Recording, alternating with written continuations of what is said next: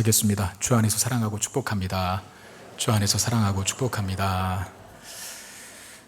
오늘 본문의 말씀을 여러분들이 그냥 읽었는데 한번 읽어봐도 굉장히 이제 부담스러운 내용으로 보이지 않습니까? 그렇게 비춰지죠?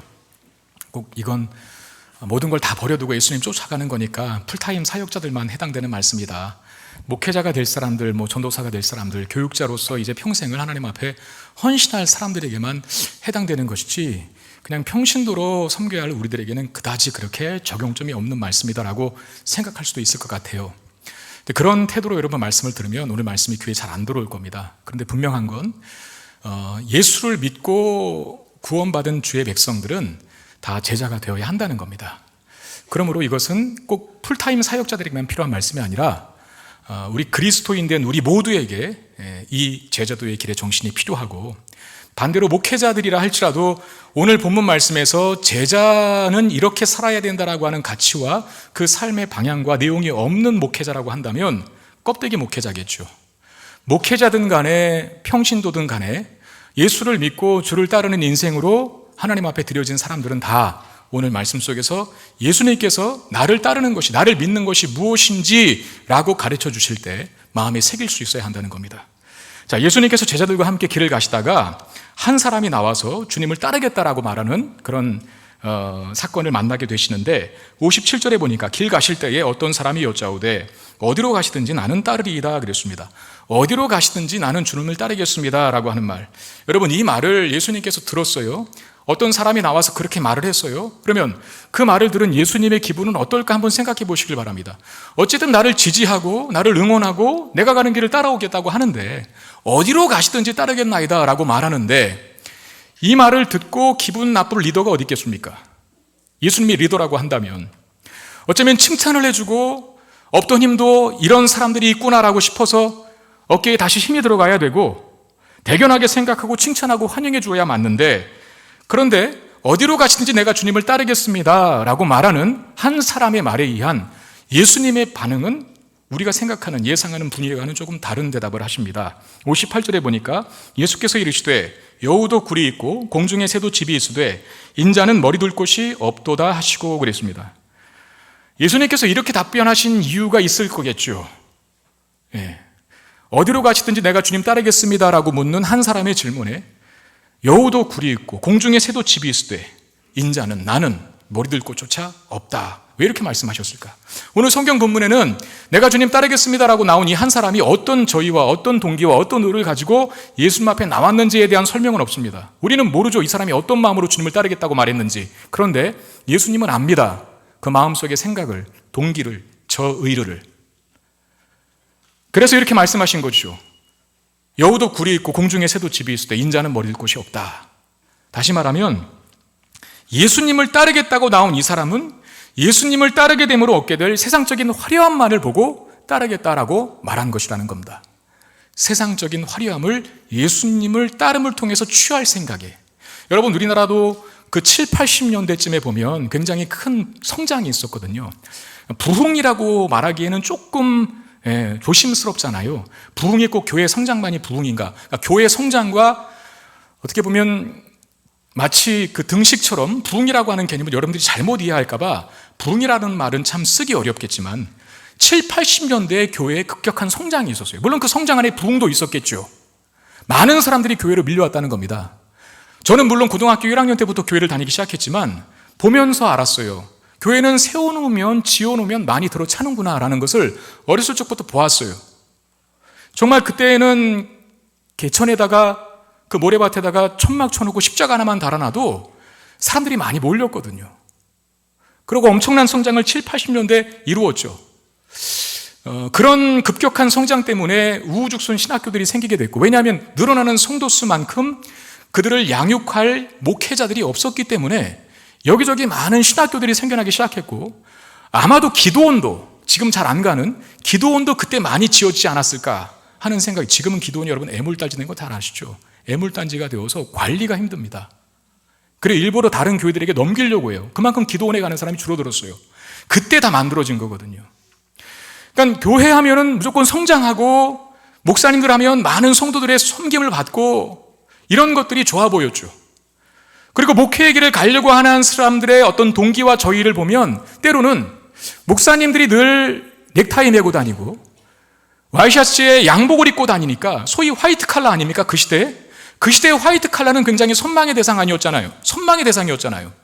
그런 모습을 보면서 성도들이 섬겨주고 심지어는 때로는 좋은 차를 타고 다니는 목사님들을 보면서 나도 목사해야겠다 라고 신학교를 지원하는 사람들이 꽤 있었다는 겁니다. 자, 오늘 본문에 나온 내가 주님 어디로 가든지 주님 따르겠습니다라고 말한 바로 그 사람의 마음이 지금 제가 얘기한 이 비슷한 마음이 아니었을까 하는 생각이 든다는 것이죠. 자, 이런 마음을 아신 예수님께서 제자된 삶에 고생과 수고가 있을 것을 말씀하십니다. 여러분, 주님을 따르겠다는 것은 우리의 기대에 부합하지 않은 어떤 일들을 감수할 때도 있어야 한다는 뜻이라는 겁니다. 주님을 따르게 되므로 때로는 우리가 가기 싫은 길도 가야 하고, 때로는 우리가 있기 싫은 곳도 있어야 되고, 때로는 우리의 마음에 내키지 않는 일도 당해야 하는 때가 있다는 거죠. 여우도 굴이 있고 공중의 새도 거처가 있을 때 인자는 머리 들 곳이 없다. 내가 가는 길이 그렇게 화려한 것만은 아니라 고생이 있고 져야 할 십자가가 있다. 그렇게 말씀하시는 겁니다. 지금 이 한 사람이 내가 어디로 가든지 주님을 따르겠습니다라고 하는 이 말은 진리예요. 틀린 말이 아닙니다. 왜? 제자는 그런 사람이어야 해요. 어디로 가시든지, 주님께서 어디로 가시든지, 어떤 곳으로 나를 인도하시든지 주님 가시는 곳이라고 한다면, 주님 가라고 명령하시는 곳이라고 한다면 내가 기꺼이 따라가겠습니다라고 하는 각오를 가진 사람들이 제자입니다. 그런데 주님을 따라가는 그 길에는 어디로 가든지라고 하는 말에는 우리가 기대하는 푸른 초장과 실만한 물가만 있는 것은 아닙니다. 사망의 음침한 골짜기도 있고 십자가를 져야 하는 때도 있어요. 화려한 것, 영광의 길만 있지 않다는 것이죠. 여러분, 바울이 신라와 함께 2차 전도 여행을 할 때, 바울과 신라 여러분 잘 아시죠? 바울이 신라와 함께 2차 전도 여행을 할 때 사실은 바울의 계획은 아시아로 계속 진출하는 거였거든요. 그의 전도 여행의 계획은. 그런데 자꾸 막히죠. 그리고 하나님의 영이, 성령 하나님이 그를 어디로 인도합니까?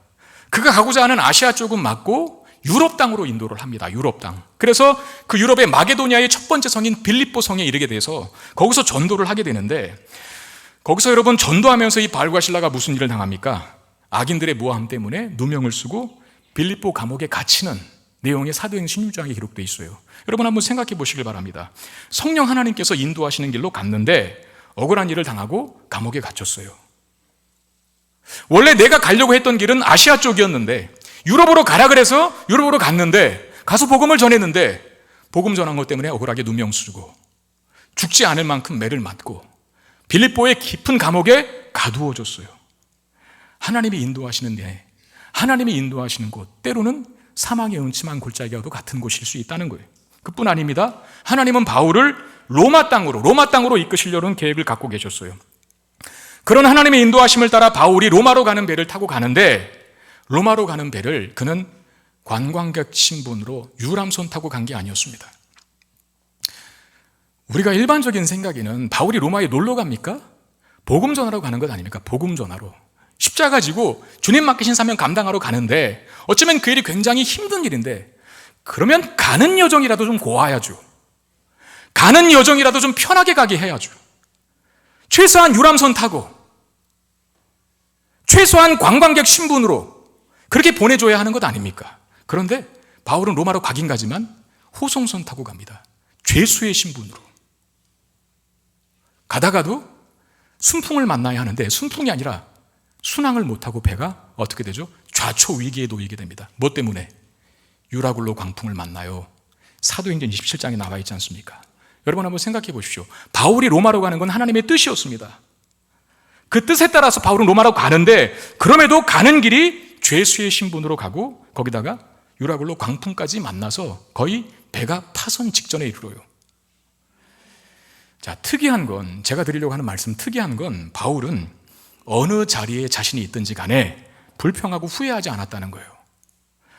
자기가 있는 자리가 하나님이 이끄신 자리라고 믿고 그 안에서 제자된 삶을 꾸준하고 성실하게 살아갑니다.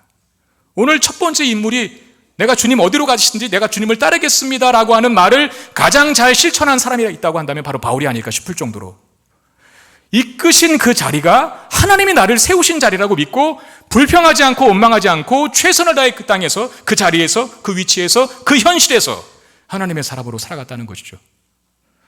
바울이 빌립보에 가서 복음을 전하고 누명을 써서 감옥에 들어갔을 때 죽지 않을 만큼 맞고 들어갔거든요. 감옥에. 바울과 실라가 뭐 했습니까? 왜 나를 이랬습니까? 내가 지금 여기 안 올라 그랬잖아요. 원래 아시아로 가려고 했는데 왜 막으셔갖고 유럽 땅으로 와서 이 소위 이런 고생을 시키십니까?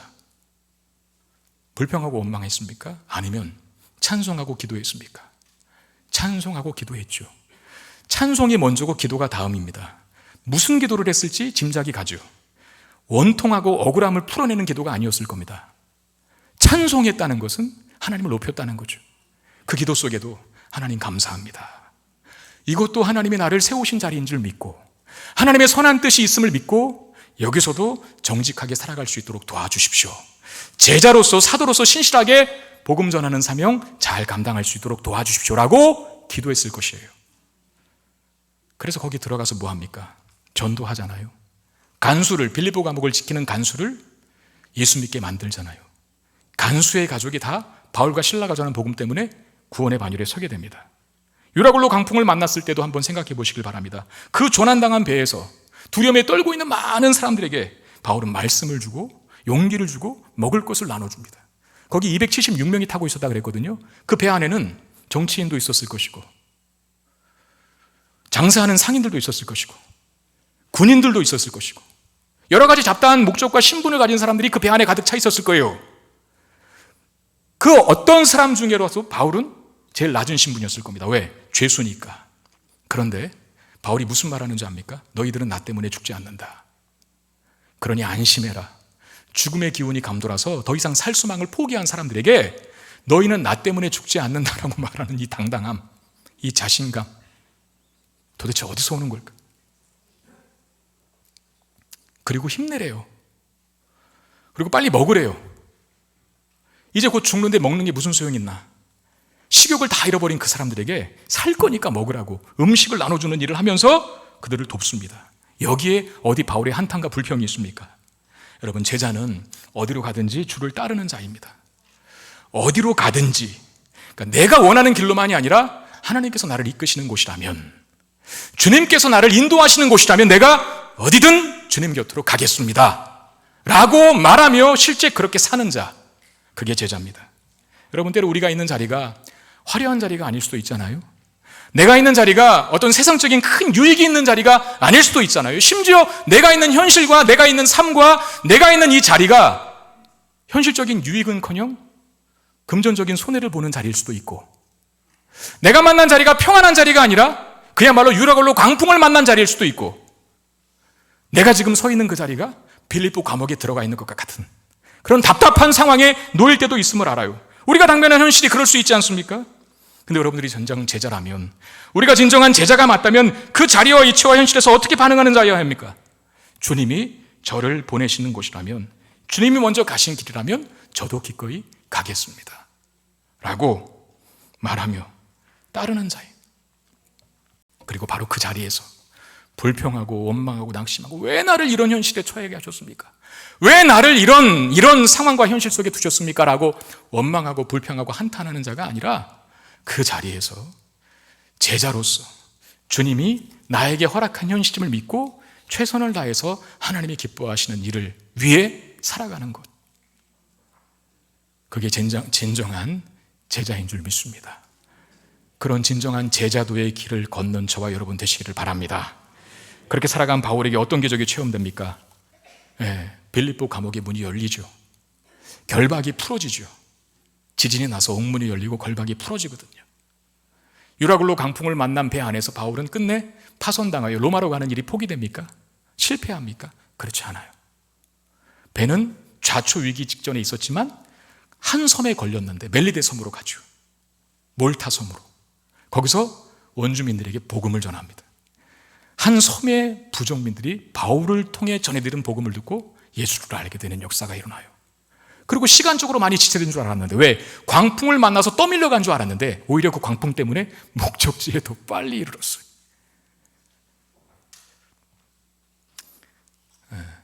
제가 제일 좋아하는 찬송. 이 풍랑으로 인하여 더 빨리 갑니다. 한번 해보실까요? 이 풍랑으로 인하여 더 빨리 갑니다. 아시죠?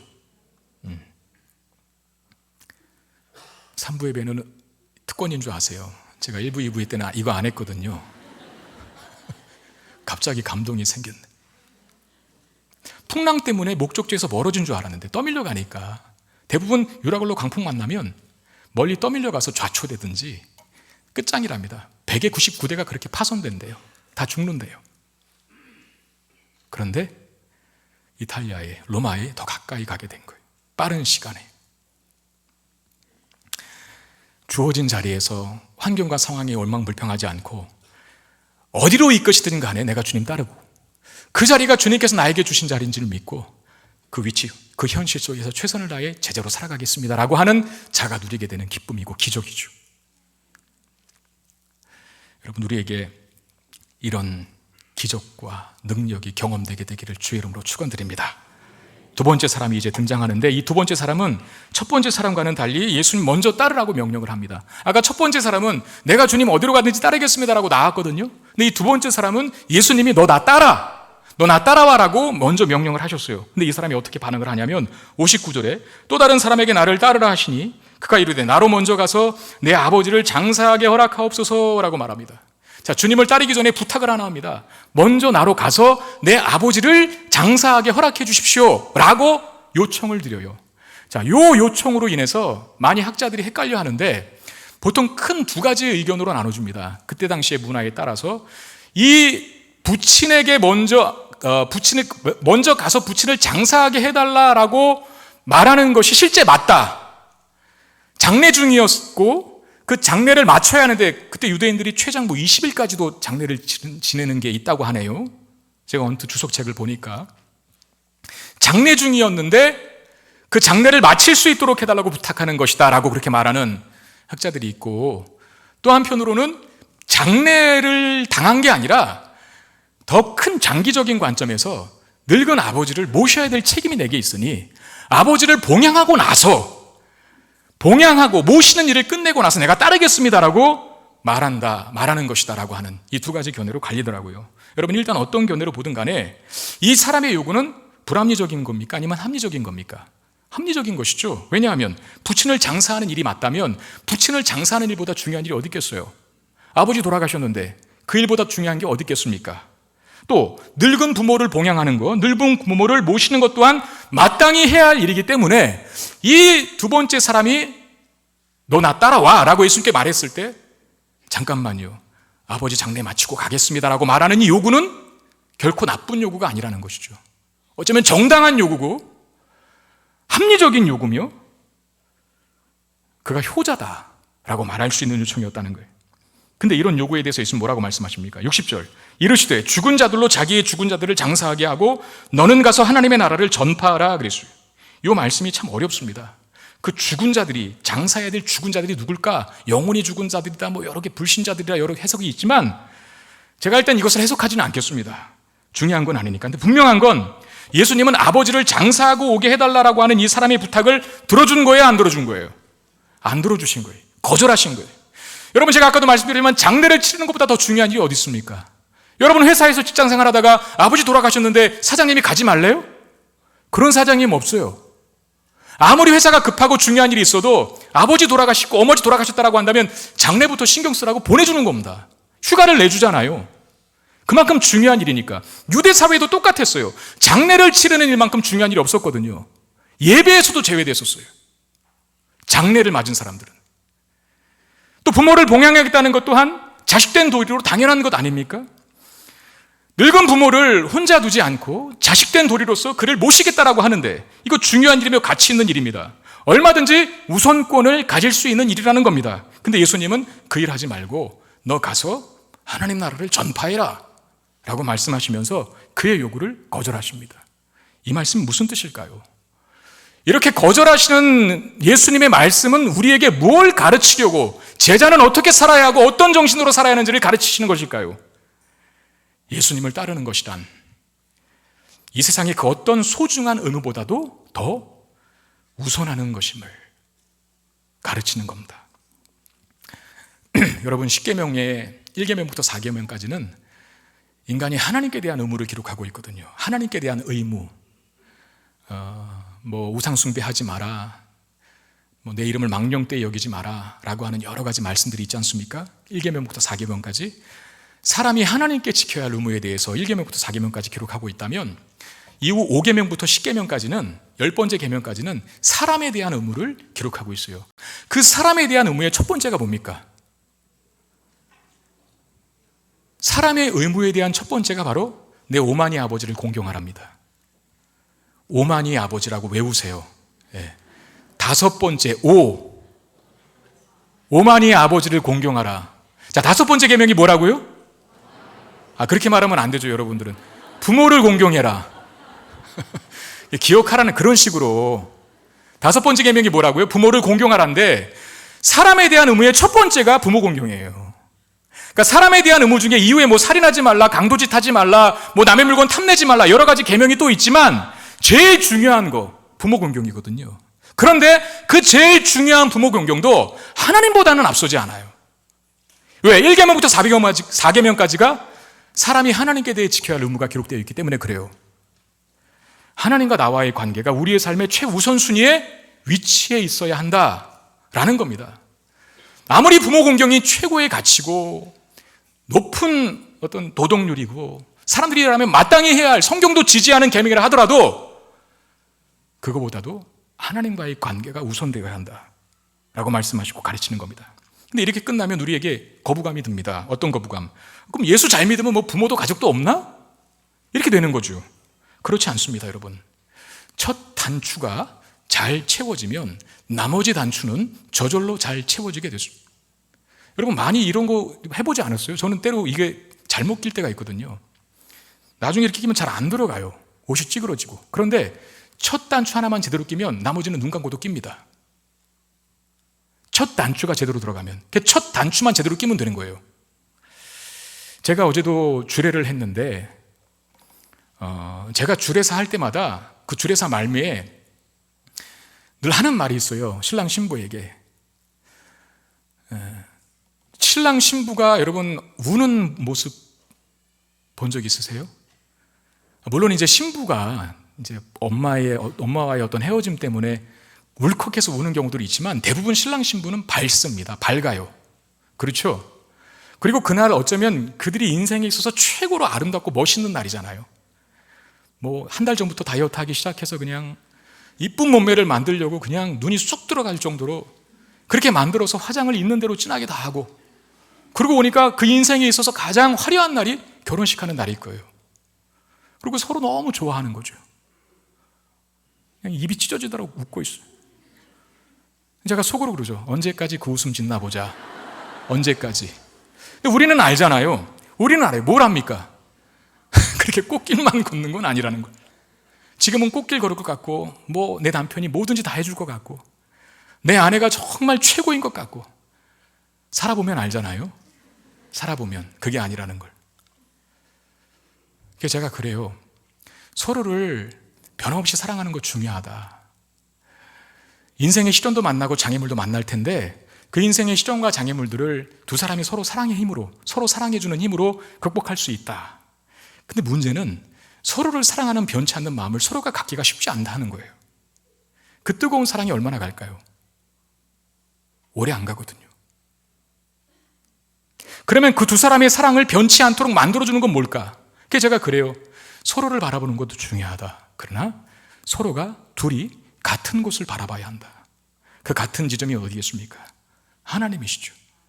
하나님 바라봤을 때 서로를 사랑할 힘을 얻는 것이다. 그게 진리입니다. 하나님 잘 믿으면, 첫 단추 잘 끼면 부모 효도할 수 있고 부부간의 관계도 좋아지고, 예수님을 제일로 사랑하면 가족이나 이웃을 진심으로 사랑할 수 있는 능력이 생긴다는 거예요.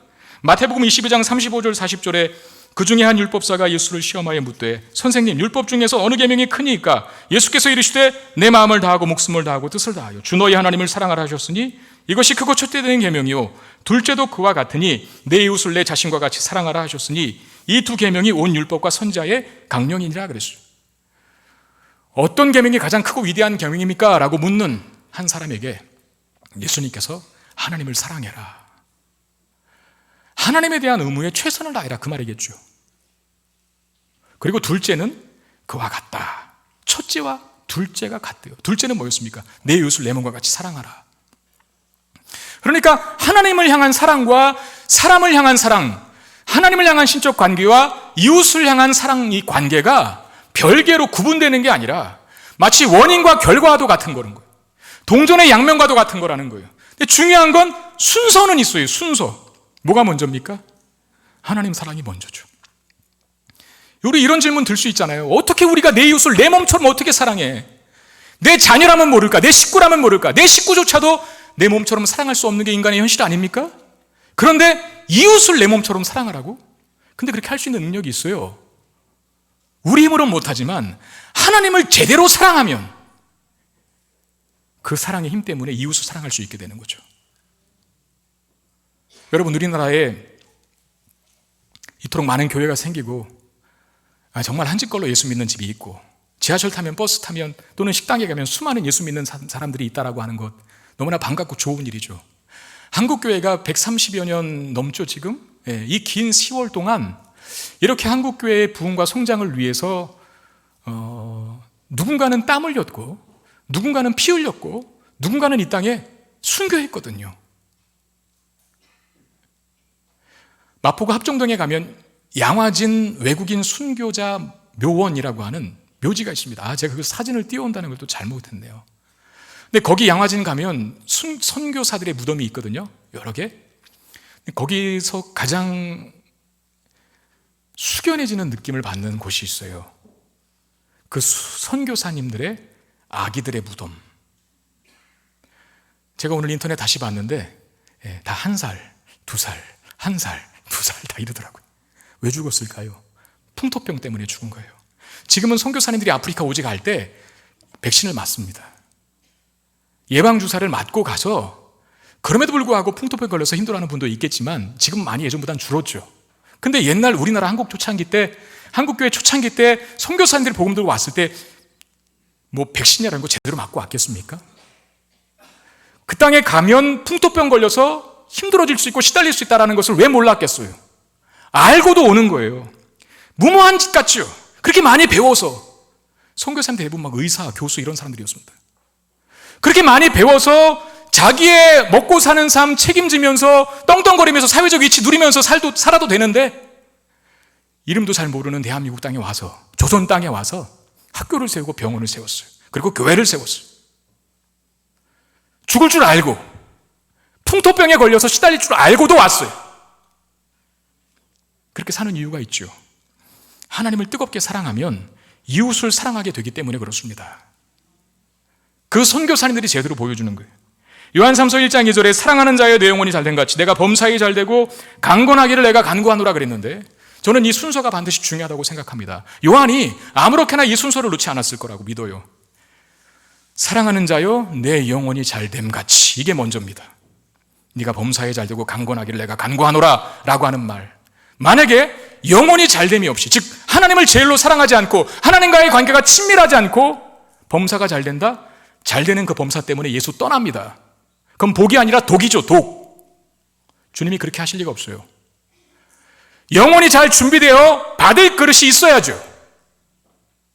이 순서가 중요한 거예요. 영혼이 잘 되면 범사가 잘 되게 되어 있습니다. 첫 단추를 잘 깨면 이웃을 사랑할 수 있게 됩니다. 하나님과의 관계를 우선시할 때 부모를 공경하게 됩니다. 하나님을 사랑함이 이웃을 향한 사랑으로 나타나게 되기 때문이죠.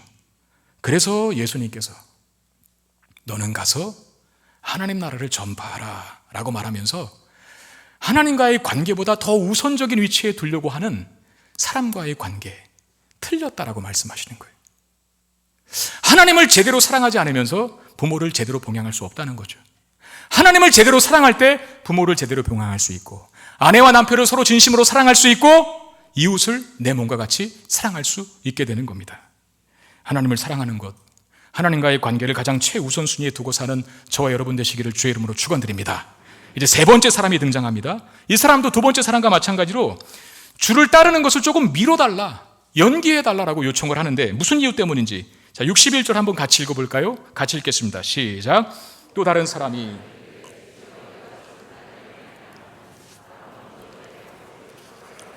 자, 무엇 때문에 미뤄달라고 하는 거죠? 가족과 작별 인사는 하고 오게 해달라고 요청을 하는데, 여러분, 이거 여러분 같으면 들어줄 거예요, 안 들어줄 거예요? 솔직하게 말해보세요.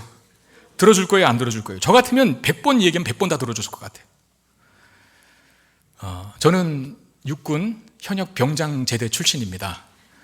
군 복무를 마쳤습니다. 제가 논산훈련소에서 훈련을 받았는데, 논산훈련소 갈 때 저희 어머니 아버지는 같이 안 가셨어요. 막내 아들이다 보니까. 제가 늦둥인 거 여러분 아시죠? 제가 중학교 2학년 때인가 아버지가 환갑잔치를 하셨으니까 늦둥이라 더 존귀하고 귀하게 여길 줄 알았는데 안 가시더라고요, 같이. 집에서만 인사 받으시고 아마 괴로우셨을 것 같아요. 막내 아들이 군대 가는 모습 보기가. 그래 안 가셨는데 저를 이제 논산훈련소까지 동행해 준 세 분이 계셨습니다. 한 분은 저희 돌아가신 누님, 그리고 또 한 분은 그 누님의 남편인 매형, 그리고 한 분은 누굴까요? 자, 제가 21살 때 군대 갔거든요. 자, 누굴까요? 이 세 번째 사람은. 1번 친구, 2번 제일 존경하는 목사님, 3번 여자친구. 몇 번일까요? 저는 제 인생에 있어서 여자는 단 한 사람뿐이었습니다. 지금 제 곁에 있는 우리 집사람이 연애할 때 따라갔어요, 셋이. 근데 여러분, 저는 아직도 그 목소리가, 그 음성이 잊혀지지 않는 게 그 스피커에서 나오는, 사실 여러분 군대 갔다 온 사람은 알지만 훈련소 갈 때도 실감이 안 나요. 내가 군대 간다는 게. 그날 당일이 됐어도 내가 군대 간다는 게 실감이 안 나요. 내가 2년 몇 개월 동안 그 군대에 있어야 된다는 게 실감이 잘 안 나요. 근데 어느 때 드디어 내가 진짜 군대 가는구나라는 것이 실감이 되냐면, 마지막 순간에 연병장으로 다 모이라고 마이크를 대고 이게 방송하는 게 있어요. 그 스탠드에 딱 가족끼리 모여서 앉아 있는데 이제 연병장에 모이라고 하면서 가족과 작별 인사, 마지막 작별 인사를 하고 나오라고 그렇게 하거든요. 그러면 이제 뭐 시계 풀러주고 귀중품들 다 맡기는데, 그때 엉엉 우셨던 분이 계셨습니다. 안 울더니 그냥 소풍 가는 것처럼 잘 갔거든요. 근데 마지막 스피커 방송이 들릴 찰나에 통곡을 하시는 분이 계셨어요. 누굴까요? 보기를 드려요? 저희 누님. 너무 마음이 아프더라고요. 그때 몸도 안 좋은 분이었는데 누님이 막 우는 거예요. 그 우는 모습 보면 또 막 저도 그렇잖아요. 그래서 저도 울까봐 얼른 주고 그냥 뛰쳐나갔었는데, 면병장으로 뛰쳐나갔는데, 저희 집사람이 운지 안 운지는 저희 잘 모르겠습니다. 근데 제가 일부 예배 때 안 운 것 같다고 말했더니 일부 예배 때 끝나자마자 저한테 득달같이 하는 말이, 나 울었다고. 나 울었다고. 왜 울었다고 얘기해? 여러분, 울어야 결혼하는 겁니다. 아셨죠? 남편 될 사람이 남자친구가 군대 가는데 울지 않는 여자친구는 빵점이에요. 헤어져야 돼요. 못 삽니다. 그러면 사랑하면 울어야죠. 저희 집사람도 울었대요. 여러분, 군대도 그 엄격한 규율이 있고 기강이 아주 센 그 군대도 가족과 작별 인사할 시간은 줘요. 그렇게 아니면 정말 몰인정한 거 아니에요? 매정한 거 아니에요? 근데 예수님이 너 나 따르라고 했을 때, 내가 주님 따르겠습니다만 가서 잠깐만 가족과 작별 인사하고 해주십시오라고 그렇게 부탁했을 때 예수님은 어떻게 반응하시는지. 62절에 예수께서 이르시되 손에 쟁기를 잡고 뒤를 돌아보는 자는 하나님 나라에 합당하지 아니하니라 하시니라. 자, 예수님이 지금 한 가지 속담을, 그 당시에 격언이었거든요. 이게 한 가지 속담을 인용해서 말씀하셔요. 손에 쟁기를 잡고 뒤를 돌아보는 자가 있었대요.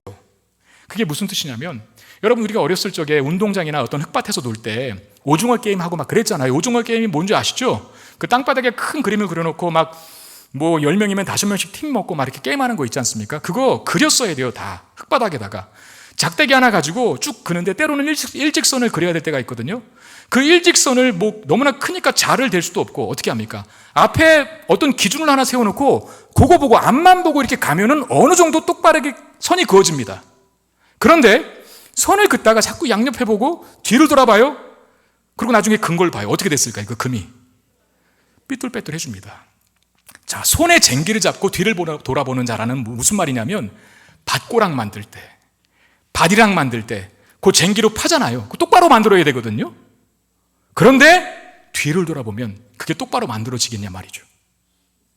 예수님이 하시는 말씀이 그거예요. 그 속담을 인용하시면서 사실상 가족들과 함께 작별 인사하고 오게 해달라고 하는 이 세 번째 사람의 말씀을 거부하고 오히려 책망하신 겁니다. 예수님은 뒤를 돌아보는 사람들은 하나님의 나라에 합당하지 않다라고 말씀하시는 건데, 이 말씀의 우리식의 의미는 이겁니다. 예수님을 따르게 된 것을 후회할 일로 여기지 말라라는 거죠. 이스라엘 백성들이 자주 그랬죠. 애굽을 나온 이스라엘 백성들이 어려움이 생길 때마다 모세에게 불평을 쏟아냈어요. 그 불평의 특징이 뭔지 아시죠? 왜 우리를 애굽에서 나오게 해갖고, 왜 우리를 애굽에서 나오게 해갖고 이 사막 한복판에서 죽게 만드느냐, 애굽에 매장지가 없어서 우리를 광야 한복판에서 무덤을 만들려고 하느냐라고 불평했죠. 그뿐만 아니지, 그부터 시작해서 왜 굶어 죽게 만드느냐, 왜 목말라 죽게 만드느냐, 애굽에는 먹을 것이 참 많았었는데, 애굽에서는 매일같이 고기 반찬에 쌀밥을 먹었는데 라고 하면서 자기들이 경험하지도 않은 일을 막 얘기하거든요. 사실 고기 반찬에 쌀밥 먹은 거 아니었거든요. 근데 그렇게 말해요. 나온 거 후회한다는 거예요. 예수 믿은 거 후회한다는 거예요. 천국 백성 된 거 후회한다는 거예요. 가나안 땅 정탐하고 와서도 그랬죠. 우리 거기 못 들어간다. 그 사람들은 거인이더라. 메뚜기 같은 우리가 어떻게 그 거인들을 물리치고 그 땅을 정복할 수 있겠어? 라고 하면서 돌아가자 그랬어요. 애굽으로. 나온 걸 후회하는 것이죠. 이들이 어떻게 됩니까? 애굽에서 나온 것을 후회하면서 불평했던 20세 이상 이스라엘 사람들은 여호수아와 갈렙을 제외하고 단 한 명도, 단 한 사람도 가나안 땅 못 들어갑니다. 광야에서 다 죽습니다. 여러분들에게 질문하겠습니다. 예수님 믿은 거 후회하십니까? 언젠가는 교회를 떠나야지라고 생각하고 계십니까? 왜 그런 마음이 혹시 든다면 왜 그런지를 한번 생각해 보세요. 혹시 이건 아닙니까? 이 이유? 무슨 이유냐면 믿지 않는 사람들의 삶이 부러워 보이는 거예요. 불신자들의 삶이 부러워 보이는 거예요. 우리 안에 진정한 자유가 있는 게 아니라 그들 안에 진정한 자유가 있는 것처럼 보여요. 왜? 마음대로 사니까. 하고 싶은 거 다 하고 사니까. 그래도 전혀 죄책감 가지 않고 죄의식 가지지 않고 룰루랄라 자기들이 좋아하는 거 취하며 사니까. 근데 우리는 할 수 없는 게 얼마나 많아요. 어디 놀러를 마음대로 갈 수 있나? 돈을 마음대로 쓸 수가 있나? 말을 마음대로 할 수가 있나? 예수 안 믿는 불신자들의 삶에 진정한 자유가 있는 것처럼 보여주죠. 그래서 부러워합니다. 그래서 내가 지금 예수 믿게 된 것을 조금 후회합니다. 교회 나오게 된 것을 망설이게 됩니다. 그러면 정말 예수 밖에 불신자들의 삶에 진정한 자유와 행복이 있을까요? 제가 잠깐 아까 결혼식 얘기를 했는데 결혼식에선 신랑 신부의 얼굴이 참 밝습니다. 왜 밝을까? 어쩌면 두 사람의 인생에 있어서 그 결혼식 하는 그날은 결혼식 하기 전까지는 그래도 이 세상에 있는 모든 남자와 여자가 내 사정권 안에 들어가 있는 건 아닙니까? 왜? 선택지가 넓은 거죠. 결혼하기 전까지는 수많은 여자 중에 한 사람이 내 아내가 될 수도 있는 것이고, 결혼하기 전까지는 수많은 남자 중에 한 사람이 내 남편이 될 수도 있는 거예요. 어쩌면 결혼식 그 당일은 두 사람에게 있어서, 그 당사자들에게 있어서 그들이 이제껏 누려왔던 자유가 박탈되는 날입니다. 그런데도 웃어요. 기뻐해요. 어느 날보다 행복해요. 무엇 때문입니까? 다른 모든 남자와 다른 모든 여자를 포기해도 될 만할 최고의 한 사람을 얻었기 때문입니다. 여기에 비결이 있어요. 여러분, 누가복음 15장에 보면 아버지의 품을 떠나 방황했던 그 탕자 이야기가 나오잖아요. 저는 지금은 오래전에 그 문제를 해결했지만 왜 아버지가 그 아들의 요구를 들어줬을까? 이게 궁금했어요. 저 같으면 안 들어줬을 텐데. 여러분, 둘째 아들은 거의 망난이었습니다. 왜냐하면 제가 왜 망난이라고 하는 말을 쓰냐면 아버지에게 유산을 먼저 달라고 하는 것은 아버지 죽어주세요 라고 하는 말과 같은 거거든요. 아버지가 돌아가셔야 유산을 물려받을 수 있는 건데 유산을 먼저 달라고 하는 것은 아버지 먼저 죽어달라는 얘기입니다. 그러므로 망난이죠. 그런 철없는 둘째 아들의 망나니 짓 하는 것들을 만약에 저 같으면 정신 똑바로 차리라고 아마 매질을 하면서 네가 얼마나 잘못된 길을 가고 있는지를 알라고 하면서 그 요구를 들어주지 않았을 거예요. 그런데 그 아버지는 순순히 들어주거든요. 자기의 유산을 주거든요. 왜 그랬을까? 경험해 보라는 거죠. 아버지의 품을 떠나 사는 삶에 진정한 행복이 있는지. 결국 그 둘째 아들이 나가지 않습니까? 돈 갖고. 여러분, 그때 당시에 돈은 지금도 마찬가지지만 거의 우상이고 신입니다. 돈이 있으면 뭐든지 다 된다고 생각하는 세상입니다. 그런데 그 돈을 갖고 나가서도 망해가요. 불행해져요. 확인하고 경험하게 되는 것은 진정한 행복이 아니라, 만족이 아니라, 자유가 아니라 점점점 피폐해져 가고 점점점 메어가고 점점점 죽어가는 자신을 발견하는 것뿐이었습니다. 후회하고 돌아오잖아요. 돌아와서 아버지 품에서 모든 것을 다시 다 회복받지 않습니까? 그 이후의 내용은 기록이 없지만 그 둘째 아들은 죽을 때까지 아버지 집에서 사는 것이 이토록 행복한 것이었구나 라고 하면서 두 번 다시 세상을 쳐다보지 않았을 것 같아요. 아버지 품에서 사는 삶이 얼마나 좋고 존귀한 것인지를 알았으니까. 예수님 말씀 중에, 오늘 본문의 말씀 중에 하나님 나라라고 하는 말이 두 번 반복됩니다. 60절하고 62절에 이 말이 두 번 나오는데 하나님 나라 곧 뭡니까? 천국입니다. 여러분, 우리가 하나님 나라나 천국이라고 하는 말을 들으면 어떤 느낌을 받으세요? 이거겠죠. 딱 이보다 더 좋을 수는 없다. 천국, 이보다 더 좋을 수는 없다. 이 표현이 가장 적합한, 천국이라는 말을 들었을 때, 또 천국을 생각했을 때, 천국을 묵상했을 때 우리 안에 나오게 되는 한 문장의 단어, 한 문장의 표현, 이보다 더 좋을 수는 없다, 이겁니다. 마태복음 13장 44절 46절에 보면 천국은 마치 밭에 감추인 보화와 같으니 사람이 이를 발견한 후에 숨겨두고 기뻐하며 돌아가서 자기의 소유를 다 팔아 그 밭을 사느니라. 또 천국은 마치 좋은 진주를 구하는 장사와 같으니 극히 값진 진주 하나를 발견하며 가서 자기의 소유를 다 팔아 그 진주를 사느니라. 자기의 소유를 다 판대요. 자기의 소유를 다 팔았기 때문에 슬퍼합니까? 괴로워합니까? 고통스러워합니까?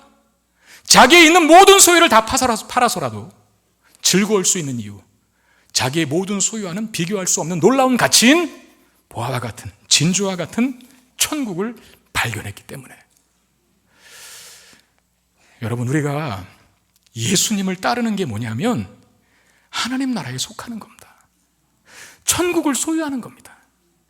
하나님 나라에 속해 있다는 증거가 예수를 따르는 거예요. 그러므로 그 길을 기쁘게 갑니다. 여기 지금 자기의 모든 소유를 판 사람이 그걸 희생이라고 생각할 수 있을까요? 그걸 투자라고 말할 수 있을까요? 기꺼이 하는 것 아닐까요? 기쁨으로 내 소유를 팔아서라도 저걸 사고 싶으니 희생도 아니고 투자도 아니에요. 그가 소유한 것이 더 많았어도 전 재산을 다 바쳐서 그거 샀을 거예요. 기쁨으로, 환희에 차서. 예수를 따르는 게 그런 거라는 겁니다. 후회할 일이 아니라, 망설일 일이 아니라, 주저할 일이 아니라.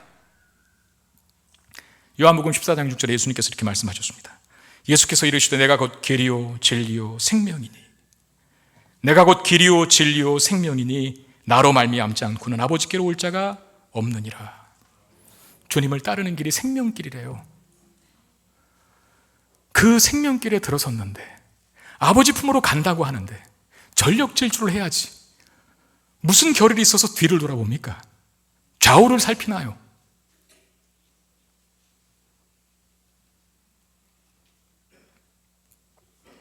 여러분, 맛있는 음식도 우리 그런 말 하잖아요. 맛있는 음식도 먹으면 둘이 먹다가 하나가 죽어도 모른다고 하지 않습니까? 천국에 속해서 생명길로 걸어가는 제자된 삶의 진정한 맛을 알면 뒤를 돌아본다고요? 후회한다고요? 여기저기 좌우 살핀다고요? 절대 그렇지 않습니다. 그냥 앞으로 걸어가는 정도가 아니라 빨리 가고 싶어서 뛰어가게 될 것입니다. 바울이 그랬죠. 표대를 향하여 내가 뒤돌아보지 아니하고 전력 질주해서 달려가노라. 여러분, 표대 대신 예수 그리스도를 향해 뒤돌아보지 말고 앞만 보고 달려갈 수 있는 저와 여러분 되시기를 주의 이름으로 축원드립니다. 우리를 제자로 부르셨어요. 하나님 나라에 속한 자가 되게 하셨습니다. 우리의 존재가 얼마나 고귀하고 영광스러운 것인지를 그 가치를 알고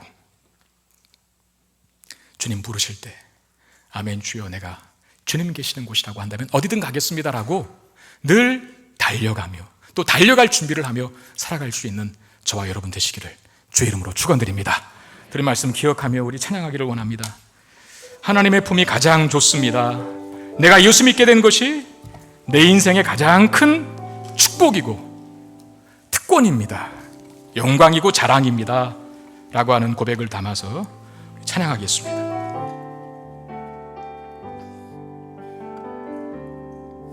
주님 내가 주의 장막을 사모합니다. 오직 주의 임재를 갈망합니다. 주의 집에서의 하루가 다른 곳의 첫날보다 좋으니 주 사랑 안에 머물며 사랑 노래합니다. 주님 내가 주의 장막을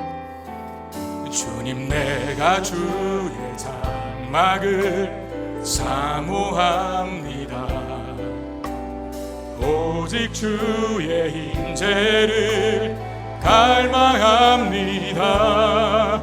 주의 집에서의 하루가 다른 곳의 첫날보다 좋으니 주 사랑 안에 머물며 사랑 노래합니다. 나의 평생에 단 한 가지 소원 주의 아름다우심 보며 사랑 노래하는 것 나의 왕 되신 주님의 얼굴 구하며 주 사랑 안에 머물러 사랑 노래한 나의 평생에 단 한 가지 소원 나의 평생에 단 한 가지 소원 주의 아름다우심 보며 사랑 노래하는 것 나의 왕 되신 주님의 얼굴 구하며 주 사랑 안에 머물러 사랑 노래하 밤이나 낮이나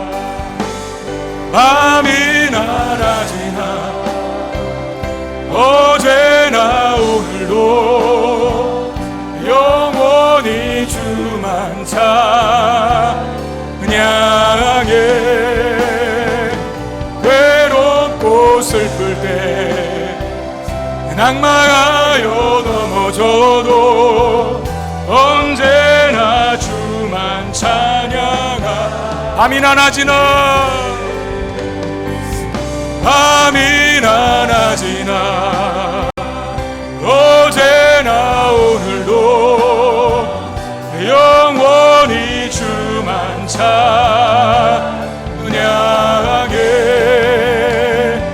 괴롭고 슬플 때 낭망하여 넘어져도 영원히 주만 다시 한번 찬양합시다. 밤이나 낮이나 어제나 오늘도 영원히 주님만 찬양합니다. 아멘. 주만 찬양해 괴롭고 슬플 때 낭망하여 넘어져도 언제나 우리 다시 한번 전심으로 찬양합시다. 밤이나 낮이나 밤이나 낮이나 어제나 오늘도 영원히 주님만 찬양합니다. 주만 찬양해.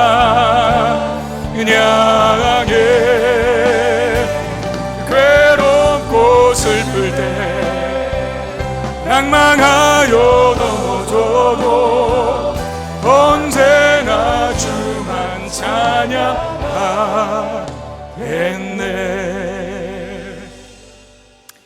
기도할 때 주님을 따르는 길에 대낮같이 환한 낮만 있는 것은 아닙니다. 칠같은 어둠이 짙게 드리워진 밤도 있습니다. 푸른 초장의 길로 갈 때도 있지만 사망의 음침한 골짜기를 지날 때도 있습니다. 그러나 어디로 나를 인도하시든지 내가 주님의 제자로서 살게 하여 주옵소서. 그리고 나의 삶의 최우선순위는 그 어떠한 최고의 가치보다 더 영광스럽고 존귀한 가치, 비교할 수 없는 가치인 우리 하나님을 향한 사랑에 나의 삶의 모든 우선순위가 두어지게 하시고, 내 인생에 가장 큰 축복과 특권이 있다면, 영광이, 자랑이 있다면 내가 구원받은 거, 하나님의 자녀된 거, 길이요 진리요 생명 되신 예수 그리스도의 제자 되어 그분의 길을 따를 수 있게 되었다는 거, 그것이 나의 인생의 가장 큰 축복이고 하나님 주신 가장 큰 은혜입니다. 그 은혜를 마음속에 품고 주님 따라 사는 삶의 후회가, 망설임이, 주저함이 없게 해 주시옵소서. 우리 이 마음으로 같이 기도하며 나아가겠습니다. 기도하겠습니다. 아버지 하나님, 아버지 하나님, 은혜 주시기 원합니다. 우리를 새롭게 하여 주시옵소서. 하나님, 어디로 가시든지 내가 주님 따르겠습니다. 사망의 음침한 골짜기로 지날 때라도 그 안에서 최선을 다해 주님의 제자로 살기를 원합니다. 모든 실같이 우리의 삶을 드리운다 할지라도 그것이 하나님의 영광을 위해 살겠다고 다짐하는 사람 되게 하셔서 공물이 올리고 광풍이 들이대는 역사의 정말 우리가 되게 하여 주시옵소서. 오 하나님, 주님보다 앞선 것이 없게 하여 주시고 하나님과 나와의 관계가 최고의 관계가 되게 하여 주시고 하나님보다 더 우선순위가 있는 것이 있도록 하여 주시고 하나님과 나와의 관계가 가장 우리의 삶의 1순위가 되게 하여 주시길 원합니다. 그 살아가는 삶의 질서가 있기 때문에 그럴 수 없고 하나님을 사랑하며 이웃을 사랑하게 만드는 역사가 있게 되옵소서. 그 믿음 가지고 실천할 수 있도록 도와주시고 우리의 삶의 하나님의 영광이 최우선적인 목표가 되게 하여 주옵소서. 우리가 주님 앞에 받은 복이 있다면 나를 구원하시고 내가 제자된 것, 길이요 진리요 생명 되신 예수 그리스도를 따를 수 있다라고 하는 것, 그것이 우리가 주어진 우리가 받은 이 땅에서의 최고의 목표인 것을 믿습니다. 후회하지 말고 망설이지 말고 주저하지 않게 도와주옵소서. 앞만 보고 기꺼이 달려가는 우리의 인생 될 수 있도록 주님 역사해 주시옵소서.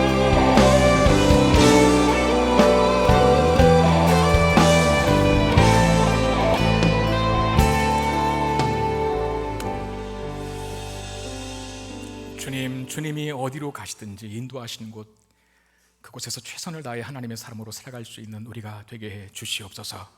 우리의 삶의 1순위가 하나님과의 관계가 되기를 원합니다.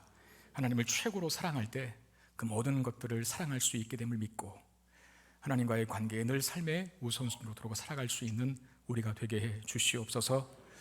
우리가 인생에 받은 최고의 특권과 영광과 축복이 있다면 내가 주님 믿게 된 것입니다라고 고백할 수 있는 믿음이 있게 해 주옵소서. 우리가 예수 믿게 된 것을 후회하거나 또는 실망하거나 주님 나를 따라오라고 말씀하실 때 망설이거나 주저함이 없도록 도와주시고 기꺼이 표대를 향하여 기쁨으로 즐거움으로 달려갈 수 있는 우리가 되게 해 주시옵소서. 귀한 예물을 하나님 앞에 드립니다. 주의 나라와 영광을 위해 아름답게 사용되게 하여 주시고 우리의 삶을 드립니다. 제자로 진정한 삶으로 하나님께 영광을 누리겠습니다라고 다짐하며 하나님을 예비한 사랑하는 주의 백성들의 한 주간에 시작되는 모든 삶의 필요 또한 주님 풍성하게 채워 주시옵소서. 우리 주 예수 그리스도 이름으로 간절히 축복하며 기도드리옵나이다. 아멘.